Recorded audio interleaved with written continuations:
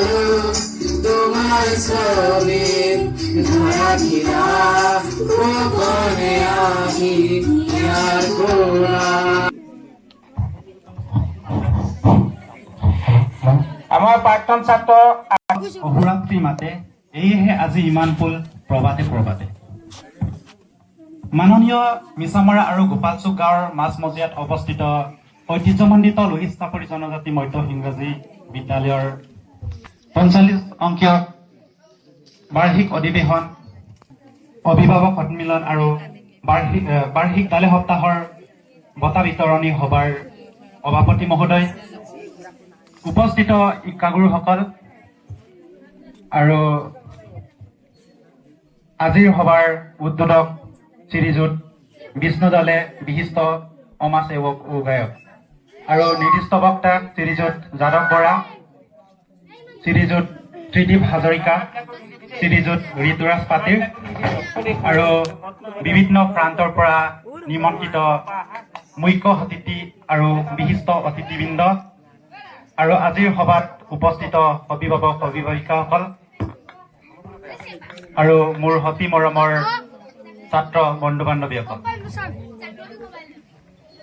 পোনপ্ৰথমে মই মোৰ শিক্ষাগুৰুসকলক অশেষ ধন্যবাদ জ্ঞাপন কৰিছো, বিগত বৰ্ষৰ দৰে পুনৰবাৰ আকৌ আজিৰ সভাত উপস্থিত থাকিবলৈ সুযোগ প্ৰদান কৰাৰ বাবে। নমস্কাৰ, মোৰ নাম আকাশ দলে, মই এইখন বিদ্যালয়ৰ এজন প্ৰাক্তন ছাত্ৰ। আজি এইখন পবিত্ৰ মঞ্চত উপস্থিত থকাটো মোৰ বাবে স্মৃতিৰে ভৰা এক বিশেষ মুহূৰ্ত। এয়েহে মোৰ সকলো শিক্ষাগুৰুক পুনৰবাৰ অশেষ ধন্যবাদ জ্ঞাপন কৰিছোঁ, যিসকলে মোক সদায় সঠিক পথ দেখুৱাইছে আৰু মোৰ ওপৰত অটুট বিশ্বাস ৰাখিছে। মোৰ বিদ্যালয় সমস্যাত মই শিকিছিলো যে সফলতা একেদিনতে নাহে। আমি সফলতা লাভ কৰিবলৈ কঠোৰ পৰিশ্ৰম, অধ্যায় ব্যৱসায় আৰু শৃংখলা মানি চলিব লাগিব। আৰু সকলোৱে কেতিয়াবা বিফল হ'বই। বিফল হ'ল বুলিয়ে কোনোৱে হাৰ মানিব নালাগে। ইংলিছত এষাৰ কথা আছে, failure is the pillar of success, অৰ্থাৎ সফলতাই বিফলতাৰ মূল। সেয়েহে এই failure is the pillar of ছাকচেছৰ লগত জড়িত মই এটা কাহিনী মোৰ কনিষ্ঠ বন্ধুসকলক শুনাব বিচাৰিছো। এখন গাঁৱত প্ৰতীন নামৰ এজন সৰু ল'ৰা আছিলে, যিজনে ছবি আঁকি বহুত ভাল পাইছিলে।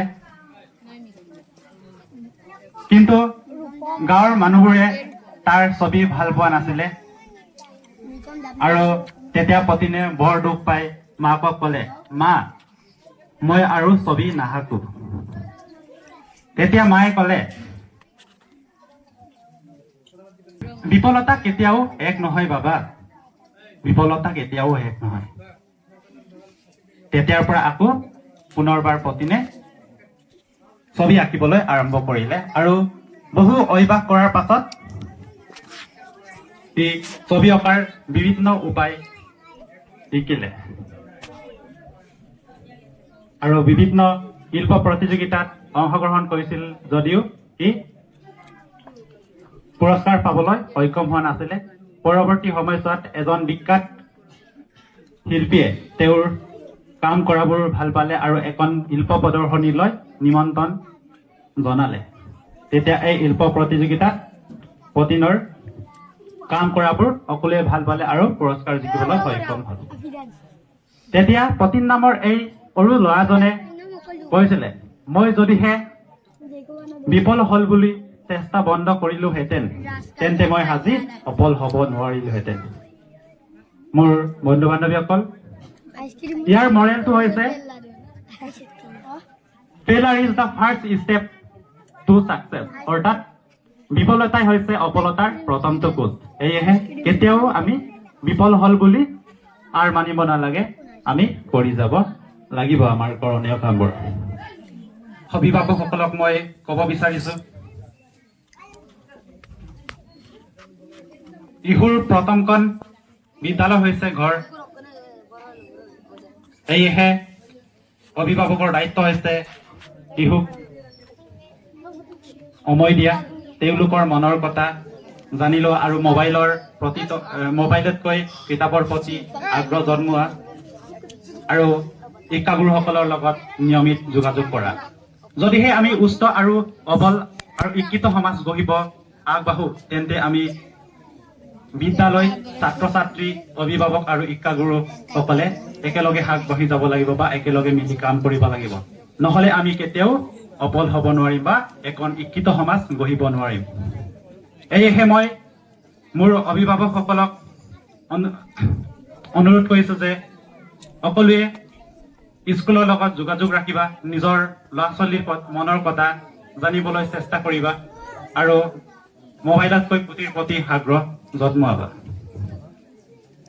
আৰু মই বিশেষ নকওঁ, মোৰ বন্ধু বান্ধৱীসকলক মই ক'ব বিচাৰিছো যে মানুহে কিবা নহয় কিবা ক'বই, এই বুলি তুমি হাৰ মানিব নালাগে। তোমালোকে হিন্দীত এষাৰ কথা আছে, কুছটো লোক কেহেংগে লোগো কা কাম হি কেহে না, অৰ্থাৎ মানুহেতো কিবা ক'বই, মানুহৰ কামেই হৈছে কোৱা। কোনোবাই তোমাক সমালোচনা কৰিছে বুলিয়ে তুমি এইটো কাম নকৰাকে বা তোমাৰ যিটো লক্ষ্য স্থান তাত উপনীত নোহোৱাকৈ মাজতে হেৰি দিলে নহ'ব। আমি লক্ষ্য স্থানত পাবলৈ হ'লে আমাৰ লক্ষ্য স্থিৰ কৰিব লাগিব, আমি ফ'কাছ কৰিব লাগিব আমাৰ নিজৰ ভৱিষ্যতৰ কথা চিন্তা কৰি, তেতিয়াহে আমি লক্ষ্য স্থানত উপনীত হ'ব পাৰিম। আৰু শেষত মই মোৰ শিক্ষাগুৰুসকলক পুনৰবাৰ অশেষ ধন্যবাদ জ্ঞাপন কৰিছো আজিৰ এই পবিত্ৰ মঞ্চত উপস্থিত থাকিবলৈ সুযোগ প্ৰদান কৰাৰ বাবে। Thank you so' much.